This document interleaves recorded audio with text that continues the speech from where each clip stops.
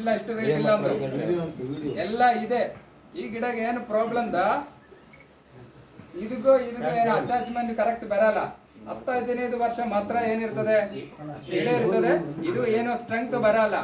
But ನಾವು ಮಾಡೋದು ಏನೋ ಗ್ರಾಫ್ಟಿಂಗ್ ಗಿಡಗಳು ಮಾತ್ರ ನಾವು ಕೊಡೋದು. ಗ್ರಾಫ್ಟಿಂಗ್ ಗಿಡಗಳಿಗೆ ಪ್ರೊಡಕ್ಷನ್ ಕಾಸ್ಟ್ ಜಾಸ್ತಿ ಆಗುತ್ತದೆ, ಫೇಲಿಯರ್ ಜಾಸ್ತಿ ಇದೆ.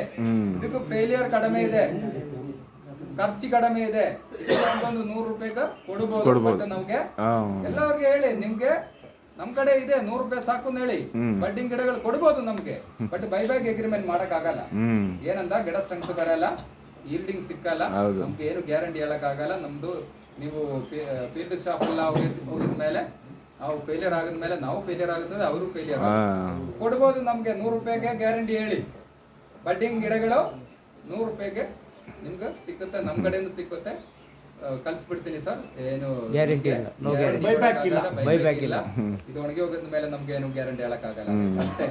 ಓಕೆ, ಇದು ಬಡ್ಡಿಂಗ್ ಮಾಡೋದು ಇದೇ ತರ. ಆದ್ಮೇಲೆ ಏನೋ ಇಲ್ಲಿ ಒಂದು ಪ್ಲಾಸ್ಟಿಕ್ ಇದೆ. ಪ್ಲಾಸ್ಟಿಕ್ ಏನ್ ಮಾಡ್ಬೇಕು,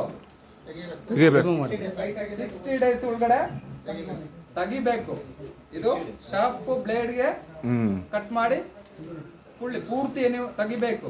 ಇಲ್ಲಾಂದ್ರೆ ಹೊರಗಡೆ ಹೋಗದ ಮೇಲೆ ಏನಾಗುತ್ತದೆ, ಡ್ಯಾಮೇಜ್ ಆಗುತ್ತದೆ. ಅಲ್ಲಿ ಬರ್ತದೆ ಗಿಡ ಒಂದು ಎಲ್ಲ ಕಡೆ.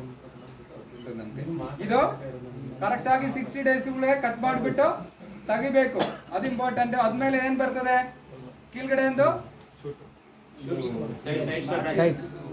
ಚಿಗುರು